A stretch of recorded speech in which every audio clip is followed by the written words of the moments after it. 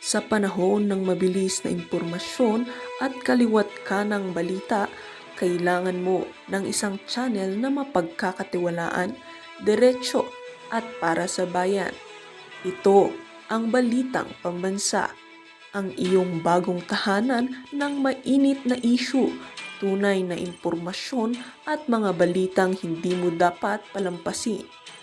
Mula sa mga trending na kaganapan sa social media hanggang sa mga seryosong isyong pambansa. Bantay kami sa bawat sulok ng bansa para sa iyo. Hindi lang basta chismis, kundi validated news, mga impormasyon na may batayan at mga kwento ng tunay na buhay Pilipino. At kung gusto mong laging nauuna sa kaalaman, huwag kalimutang mag-like, mag-share at higit sa lahat, mag-subscribe. Dahil sa Balitang Pambansa, balita mo, boses mo, bayan natin ito.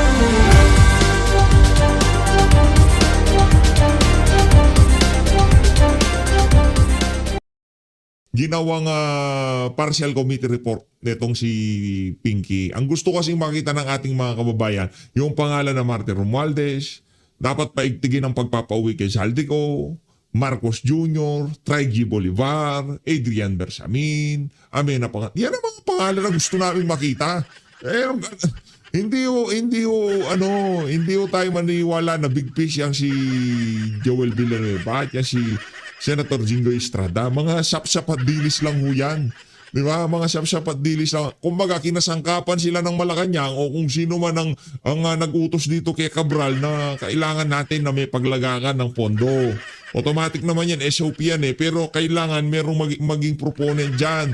Kailangan na merong proyektong paglalagakan natin ng mga programa. Kaya itong si Cabral, nagsusulisit sa mga senador at congressman na gusto mo ba maging proponent? Gusto mo ba maging proponent? Pero ang ika nga ang punot dulo ho niyan, talagang nasa Malacanang at House of Representative. Mga ano lang yan, hindi nga mga kontraktor yan eh. Di ba? Ang daming kontraktor sa House of Representative. Tanungin nyo si Rod Gutierrez. Diba? Tanungin nyo yung si Congressman Momo. Tanungin nyo yan si Congressman ang pangalan nun, yung binabanatan nitong si Tony Gonzon, diba? Ang daming contractor dyan. Si Don Gonzales, tanungin nyo, diba? Kilala niya ho yan, yung mga contractor dyan sa House of Representatives. Yan, si Jinggoy, hindi contractor yan. Yan si Joel Villanueva, hindi contractor yan. Yan si Bong Revilla, hindi contractor yan. Pambihira o. Na-charge sa court kasi only the DOJ and the Ombudsman are authorized to file the information for any person to be charged before the court, di ba? So kinurek lang namin yon. So to undergo preliminary Kasi ang charge is ay parang generic yan, pero sa ang connotation, pagdating sa layman, no, ordinary people like us, parang ang dating kagad naka-charge ka sa court. So there's nothing substantial, there's nothing, we never deviated do sa original intent ng aming committee report na mag-undergo ng PI. Sir, to be clear ha, undergo PI on plunder and graft, yung tatlong sector. Marami.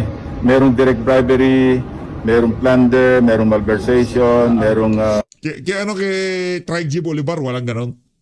Kay Bunoan, walang ganon. Sumirit yung pondo, hindi man lamang alam ng agency head, ganon. violation ng anti-graft, may violation ng ethical standards, marami yun. Same pa rin dyan sa draft? Same pa rin. Same Hindi pa rin. naman po ibig sabihin na nag-weaken yung recommendation ng No, report committee? no, not at all. Instead of Nag-weekend, parang ang lakas naman talaga ng rekomendasyon ng yung mga driver question ba, di ba? Yung mga question talagang hindi yung nag-weekend, ibig sabihin, matindi ba, ganon? Pambihirang filing charges, undergo PI. Medyo na-generalize lang or na-specify. No? Instead not to be charged, nasabi ko nga, pag sinabing charged, ito yung tumama sa sensitivity ng ibang mga kasama namin na pag-charge. Pakisipin ng mga tao, china-charge na sa korte. Sending dun sa briefing kahapon with Ombudsman, DOJ, and AMLA. No, I cannot divulge kasi ano yun classified information yung iba. So may usapan nga, that was an executive session. work for validation. Kasi meron kami binalidate na ito ba na-take up namin sa Blue Ribbon, anong status sa inyo, Sir, things yung like that. pagbabago ng language, did it have something to do with minority na hindi raw nagustuhan niya? Nothing to do with the minority kasi hindi pa namin nakausap yung minority. Nothing to do with the supposed coup against SP? Wala, Yung nothing pag-change to do. ng language? Ano yan? Sa majority. Nothing to do. Nakalanta ko. Kung wala pa. Ba't mo pinalitan? Di ba? Di mo makipagmatigasan ka sa mga kasama mo dyan. Di ba? Anong nothing to do? Nagkagulo sa Senado nung ilinabas mo yung partial committee report. Mananiniwala pa ho ba kayo dyan sa mama na yan? Pambira, oo. Yes, Senator Rodante Marcoleta, pinagtatawanan ka na, oh. Ninoloko mo lang sarili mo. Anong nothing to do? Kung nothing to do, sige nga, wag mong baguhin yung wordings. Tingnan natin kung pipirma sila. Hindi pa lang yun. My own colleagues in the majority, nagsuggest sila, baka naman pwedeng isopen natin, sopen na hindi masacrifice yung intent. Hindi mababago yung substance. Hindi. Kasi Hindi, nagkagulo kasi kasalanan mo. Baka pati yung amo mong oligarko at bilyonaryo, sinermonan ka kaya binago mo. Bida-bida ka kasi. Baka tinawagan siya ng amo niyang oligarko. Oh, Ping, ano ba yan? Nagkakagulo dyan. Dapat di mapalitan si Soto dyan. Puro ka kasi ano eh. Bida-bida ka kasi eh. Sisibakan kita. sabi ko may baseline ako di ba? Bottom line ko, hindi ko talaga i-report out yung hindi ako naniniwala. Sir, therefore hindi nakapirma doon, sir. Wala pa nga kasi nga ina-finalize yung draft para bukas mai-route. Sir, yung mga hinaharap ng ibang senador na dapat may madagdag, may mabawas, meron Basta ba mangyayari? kung meron silang ganong suggestion, mag-present sila ng ebidensya. No? Pinresent na nga si Triggy Bolivar. Dinidelibera ng bilyong-bilyong pera si Adrian Bersamin. Nitong si Bernardo. Ano nangyari doon? Biskaya, leadership ng Senado, ay House of Representative. Dinadala, sa kanila daw binibigay yung pera. Ano pa bang ebidensya? Madali magsabi na bakit ito nandyan. Where's the evidence? We go by the evidence. Hindi, yung evidence, di mo naman pinapakinggan yung evidence. Kahit nalatakan ka ng sandamukal na evidence, kung di mo pinapakinggan ng evidence, walang evidence na ano dyan, walang evidence na kakagat. Paano naman kasi, maglalatag itong isa na to, hindi naman papakinggan. Nagsalita itong si Master Sergeant Orly Gutesa. Imbis na paniwalaan, nagsabwatan, nagtulong-tulong sila para yung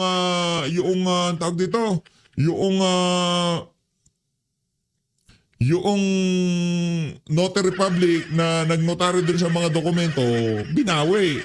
So ngayon, tinago. Anak ng tawa, nakadalawa na naman sila ng hearing doon sa buwisit na tax. Doon sa MOA. Mission order dyan sa BIR. Hinihintay na sambay ng Pilipino yung ninakaw, literal na ninakaw, hindi yung mga kinukolektang buwis. Okay lang yun, hayaan nyo na muna yun, makakapaghintay naman yun. Hayaan nyo lang sila sa BIR, talagang kumikita yung mga yan, di ba? Doon sa pera na ninanakaw pa, yun ang pag-usapan natin. Kung ano-ano kasing balbal ang iniimbestigahan mo. Na nag-gather sa Blue Ribbon hearings. We cannot go beyond that. And we cannot go short of the evidence as presented. Hindi pwedeng say so, madaling mamuna eh. Bakit si Speaker ganito, bakit nasa ebidensya mag-present sila, they are members of Anong nasa na ebidensya? Ano kung to, Master Sergeant Orly Gutesa, sinabi mo may karga yung niya dahil under oath naman dyan. O nasa na si Martin Romualdez? Pambira. O sige, wag na nating anuhin yung kay Zaldico. Hindi ka ba napapaisip, anak ng Petrang Garapata? Lahat ng kalokohan na to, kahit preliminary investigation man lamang, di mo i-recommendaan si Martin Romualdez? Ano kang to? committee. Tumulong sila, hindi sila, instead na mag-criticize lang, tumulong na lang. Recommended tulong? for PI din ba, sir, si Martin? Tutulong sila para ang tawag dito, para pagtakpan si Martin Romualdez at itong si Marcos Jr. Loko-loko ka talaga, Lacson, oo.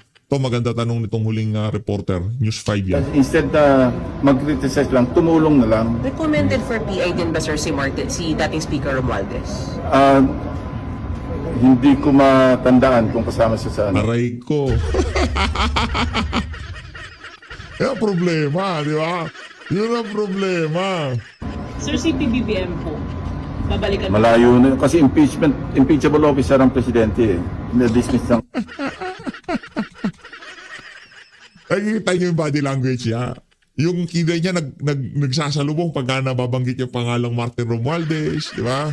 Marcos Jr., di ba? Ayaw ho niya yan, oh. Senator Rodante Marcoleta, balagbagin mo na tong calling mo na to dyan sa Senado. Yan ang team leader namin sa group discussion. No? Yan talagang makipaglantugi yan sa mga iba't ibang lahi na hindi umatras yan. Kaya yan talaga kahit sino iharap mo dyan, kahit sinong mga justices, pa dyan ang iharap mo. Senator, bakit may ibang senador na sinasabi pinamimigay mo daw yung Kalayaan Island Group? Kailan ko daw sinabi? Galante ito sa Minsan. Alam mo, ini-splice nila eh. Tama yan. Kung di ako nagkakamali, yung konteksto doon, kung susundin natin yung, ang tawag dito, yung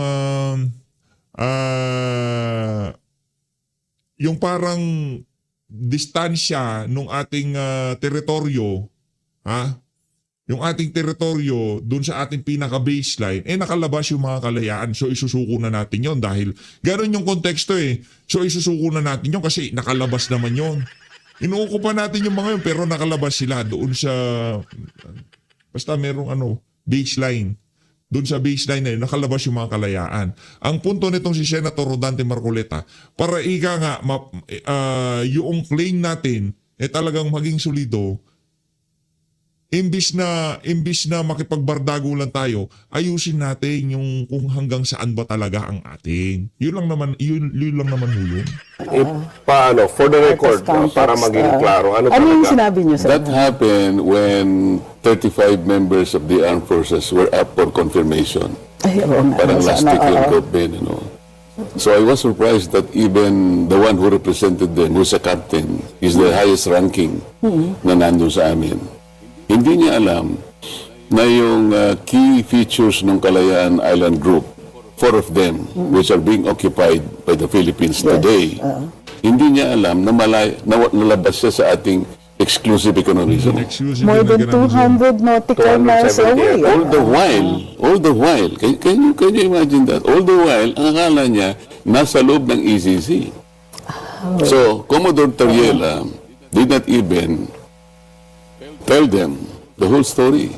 So, akala ko ba siya ang spokesman ng WPS Transparency Group Office? Correct. He hasn't been so transparent about it. So, Ano nangyari? this is a Navy captain, sir? Hindi, armed forces siya. So, Si Commodore, ang counterpart niya sa Army is a general. Kaya lang, civilianized na ang Coast Guard, alam mo naman. Yes, Kaya lang, tayo naman.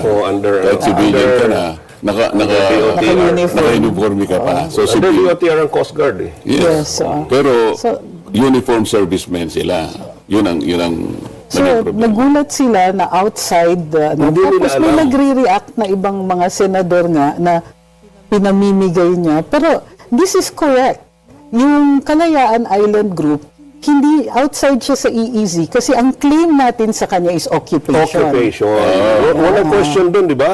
We exercise sovereignty over Kalayaan because matagalan natin occupy tayo yun. ang occupant doon. Yes. So, territory natin yun. Yes, so, Ang hindi lang nila maintindihan, okay, kinokonect nga natin yung na-generate na maritime area doon sa tinatawag na West Philippine Sea. Magkakaroon na napakaraming obstacles yes. doon mismo sa articles ng UNCLOS. Kaya ko sabi ko, Kapitan, do you realize the legal impediments? Sa UNCLOS pa lang sasabit na tayo. So, nung minumustra ko yung difficulty, I was raising a question out of pique. Yes. Para bang sinabi ko kay Gob doon, Gob, sinasabi ko sa iyo, mapanganib talaga yung lugar na yan, ha? So hindi nyo sinabi na i-give up na natin? Hindi, bahala ka. Pero kung gusto mong magpakamatay, Ben, pumunta ka doon. I am not advocating na magpakamatay si Gob. I'm stressing Yes. yung warning ko sa kanya na huwag kang pupunta doon dahil mapanganib. So sinabi ko, it's very impossible na ma-enclose mo siya because there are several obstacles. Okay? So, you cannot do this unless you give it up. Parang ganun lang, no? I am not advocating. Teritoryo natin yun eh. Yes. And territory is not part of the ruling or of the arbitral tribunal. Correct. Wala sa jurisdiction yan. Kasi UNCLOS yung sa arbitration. Unclosed tayo. Unclosed tayo. Ano ba yung napakahirap na intindihin? Bakit pinalalala? Bakit nila ginawang chapsuy? At meron pang isang retired justice at isang professor ng UP ang naglagay ng seasoning. Kaya lalong So very clear, Atty. Trixie, hindi niya pinamimigay. Tama. Sinabi ko nga, Hindi rin naman siya, wala rin namang personality si ang premise ko nga, sabi ko, Pamigay, Kapitan, we have to defend and Yes, protect what is ours, what is legally ours. Correct. Sasamahan kita dyan. We will have to defend it to the last drop. of our Including blood. the KIG. We are referring to the KIG. Yes. Hindi nila kinuha yun. Ang kinuha lang nila, yung pick na sinabi ko na, paano mo gagawin yun? Without giving it up. I did not say that we will give it up. Why should we give it up? Atin yun eh. Atin. So, para sa kaliwanagan, So, anong pinag-uusapan? Mayroong functioning government, local government Yung tubig doon ang pinag-uusapan because of the difficulty of enclosing it and connecting it Correct. and include it in the West Philippine Sea. So yun naman pala, kakampi pala si Senator Marcoleta Na pinalalakulan na nila. atin at walang kaduda-duda yung Kalayaan Island. Meron Kasi nga, we have a yung- functioning local government Yes. unit. We own it. Our sovereignty. Kasi nandun tayo sa atin yan. Yun, ang dinilinaw lang niya na malayo yan sa EEZ. It's not part of Part of EEZ. EEZ. Ang concern Hindi kasi natin, yung tubig nga. Correct. Pinipilit malinaw na natin dalawa. i-define yung meets and bounds ng West Philippine Sea. So, i-include natin yung tubig nila. Pag ginawa natin yun, Atty. Trixie, you are appropriating Yes. the high seas. Teka, maano lang ako, light. Na-confirm ba yung mga kapitan? Because they cannot answer. Oo naman, sabi ko, Kapitan, maging honest ka lang. Kung hindi mo alam ang sagot, Okay I lang. will not take it against you. Gusto ko lang sabihin sa'yo na yung Pag-asa, for example, which is also called internationally as Tito Island, is 227 away from the EEZ. Labas talaga. And most of them are more than 200 nautical miles away. Ang nautical miles for the EEZ is counted from our baseline. Archipelagic. Dalawa kasi ang baseline so, sa from the Tony. territorial. Yes. From the territorial sea. Ang territorial sea is 12 nautical miles from the shore. From the shore, yes. So, ang Kalayaan Island Group has its own territorial Yes, sea. yes.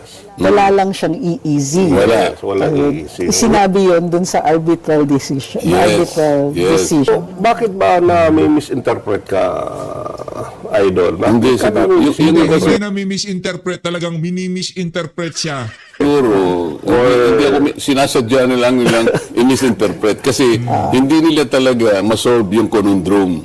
Totoo naman na nahihirapan. Can you imagine, 14 years after the administrative order in 2012 was issued by President Pinoy, ordering the NAMRIA to prepare the maps and chart in consultation with the DFA to submit it to the office of the UN Secretary General because that is the only way That's to part of notify the whole world Yes. that you have a claim. Yes. That's part of the UNCLOS. Ano ginawa ba ng NAMRIA? Wala. And Ba't hindi na ginawa? two years ago, siguro November 2024, sabi ng NAMRIA, we will produce the Philippine map with the West Philippine Sea soon. That was 2 years ago. So, meron ba? Sabi ni Senator Tol, na-confuse yata siya. No, we already submitted. But I think he was confused. What we submitted are the archipelagic baselines and baselines. and sea lanes. At saka yung sa ating yung continental shelf in connection with our petition for extended Continental shelf shelf. in the Benham Rise. Yes. Yun ang sinabit natin. Magkaiba yun eh. Magkaiba naman yun. We are talking about the Wala, West yun. Philippine Kabilang Sea side. and we're talking about the continental shelf, extended continental shelf. Correct. So, Ang daming, napakasimple lang, Atty. Trixie. Pero bakit ba napakaingay nitong ano? Napakaingay issue ng... Gusto nilang mag-ingay because they try to present a new narrative, a parang- different narrative that will benefit them politically. Correct. Para naman hindi mo Or nakikita. yung iniisip ng mga masa, sinasabi, pinag-aawayan ng West Philippine Sea dahil may natural gas, mayaman ang karagatan dyan, yung mga isda, etc. etc. Mayaman Ano ba talaga? Question. Meron naman nagsasabi, it's because of geopolitical issues, yun na mas malalim naman at mas mahirap maintindihan dahil yan, ginagamit tayo ng US, China, Taiwan, etc. Hindi kasi, ASEAN, Japan. marami kasing sumasaw. Sinasabi ko sa iyo kanina, Yes, sir. even the learned, the most learned Agreed. former justice of the Supreme Court, for a while sinabi niya, we do not need to put the coordinates of the EEZ Yes. because it's very easy to compute, let's say, Based, 200 nautical miles from the baseline. Yes. However, Nakalimutan niya, ma'am. correct. Gob, nakalimutan niya, yung EEZ natin, ang daming overlap. Correct. Sa Malaysia, because of the Sabah claim, may overlap. Yes. Okay? Sa Palau and Japan, meron tayong overlap sa Philippine Sea and the Basi Channel. Yes. Doon sa Indonesia, Celebes Sea and our Sulu Sea. Kung wala sanang overlap, ideally, huwag ka na maglagay ng coordinates. That's why, in Article 47 of the UNCLOS, na minandate niya Yes. sa mga states, maglagay kayo ng coordinates. Ay, ginawa na ba natin yun? Ginawa natin under Republic Act 9522. Okay, so So, nagawa. tama naman tayo. Correct. Okay. But that's all that we did. Sinagsubmit tayo ng sea lanes, archipelagic baselines, Yes. at saka nga yung ating petition for extended continental Continental shelf. shelf, Not the West Philippine Sea. Wala pa nga noon eh. Nung, Kasi, Why do you think after 14 years ng bakit Rio wala yung, is not being bakit able hindi to nasama yung West Philippine Sea dun sa... yes nga sir, bakit, Bakit? hanggang ngayon hindi pa nalalagay ng NAMRIA yung West Paano Philippine na Sea? ginagawa? Paano niya nga i-do-drawing yun? Yung sina-challenge ko nga sila eh. Kung gusto nyo ka ako, sasama ko sa inyo. Gusto ko rin malaman, paano ninyo ka ako aayusin yung Article 7 ng UNCLOS na mababiolate nyo if you do that. Ano sinasabi ng Article 7? Kapag ginuhitan nyo kanya, it's about the straight baseline. Sabi niya, kailangan pagka i-connect ninyo, you should not appreciably distort the contour, the general direction of your coastline. Violated Yes. tayo. So, dapat Under susundan mo, 47, Article 47, hindi niyo magagawa, sabi ng UNCLOS. Why? Even if you are an archipelagic baseline, because these are far apart, masyadong malalayo yung features eh. You will not be able to meet the requirements of the water-to-land ratio, which is 1.9. Correct. So, malalayo. Okay. Hindi lang naman tayo, Gobben, ang sinabihan ng arbitral tribunal. Sabi niya sa China, oy, kahit ikaw China, you cannot appropriate, you cannot enclose that. Why? You are not an archipelagic state. You are a Correct, continental state. Yes, Correct. yes, So, correct. So, hindi ko yung nito ang dash line, China. X na Tayo, yan, inadmit natin yun. Do you know why we admitted that? We submitted a note verbal in March 2002. Okay. Okay? Sabi natin, okay, kami napapailalim dyan. Kaya ang ginawa natin, gumawa tayo ng batas. Yes. R8 12046. In acknowledgement of the ruling or of the arbitral tribunal. Yes. Recent yan. Inamend natin yung Presidential Decree 1596 na ginawa ni President Marcos Sr. Binax niya yung Spratlys. Kaya nabawasan tayo sa KIG. Nawala yung box. Oo. So we amended that. Sa ngayon, ang makikita mo ngayon, they are now defined. Ang mga detalye ho na yan, hindi naman ho, sasabihin sa inyo yan itong si itong si Kiko pa. Ito realidad. Ito yung totoong nangyayari dyan sa West Philippine Sea. Yung atin to, kalokohan yun ni Kiko Pangilinan. Di ba? Wala problema. Atin naman talaga eh. Kaso yung realidad, yung mga rules, yung mga rulings, di ba? Doon tayo mapapailalim. Hindi yung emosyon, di ba? Yung kasi mga dilawan, pinklawan, puro emosyon pinapairal nila. In the West Philippine Sea, the maritime, the territorial seas na lang. The individual territorial seas enclaved by all these features. O the iba-ibang territorial seas, which are now separated by the high seas. Kaya inahamon ko yung NAMRIA eh. Gumawa nga ako ng proposal ng resolution government. Patatawag natin ng NAMRIA. Bakit hirap na hirap kayo? After 14 years, you have not yet submitted. You have not complied with the administrative order by President Pinoy. Para sa ganun malinaw. Pero alam mo, with all these technicalities, legalities, ang sa tao hindi siya ano, technicality. ang sinasabi ng mga tao. Pero napakasimple kasi pinalalala lang, pinarbibigat ka mo professor sa UP. Anong na-feel mo? At ni Trixie, kaklase mo yata. Anong na-feel mo nung na banatan ka dun sa issue, yung dun sa issue ng, sabi mo nga, in-splice, yung anong feeling mo nung... Wala naman, sabi ko kasi, ako nananatiling naniniwala, Gobben, ang Pilipino, matalino yan eh. Darating ang, siguro hindi naman magtatagal. Ngayon lang, naiintindihan na nila eh. Marami nang nasasabi ganun lang pala, napakasimple ba? Paano man nilalagyan ng seasoning? At naglalagay ng seasoning, kaklase mo yata yung professor sa UP, nagtuturo ng maritime law. Si Professor J. Batumbaka. Ahead siya sa kansa. Kung professor ka ng maritime law, you talk about admiralty, you talk about this carrier of goods, shipping lines, insurance, blah, blah, blah. But do not assume that you are an expert in international law. Ma'am Trixie ako, I do not even assume. Kaya lang nagbabasa ako eh.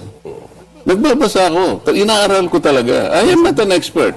Pero yung basic, naiintindihan ko. Huwag na ninyong palalabuin. Huwag nyo nalalagyan ng seasoning.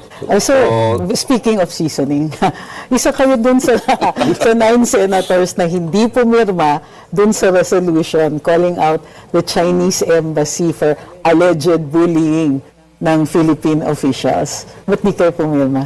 Doon sa resolution? Yes, sir. Pinagtatalunan pa yun, di ba? Hindi pa ba tapos? Adapted pa lang kasi alam mo yung final niyan siguro ay siguro baka next week. Yes. Paano kaming pipirma doon? Sabi ko nga, ni-raise din ni Senator Alan kahapon. Ang title niya kasi getting the sense of the Senate to condemn the public statements of the officials of the Chinese embassy. Pero kung titingnan mo ang resolution, what are these? Where are these public statements? So parang ang sinasabi ko nga, gusto mo mag-election tayo, wala namang kandidato. Paano ako makakaboto? Hindi nakalagay sa wala yung mga so, in-amend nila kahapon yun. Okay. They now belatedly tried to include all this. Pero ang gusto ko, sabi ko kay President Soto, SP, sabi ko, mas maganda siguro, bawat statement ilagay natin tapos anong sinagot ng Chinese kasi balitaktakan eh. Patutsadahan, palitan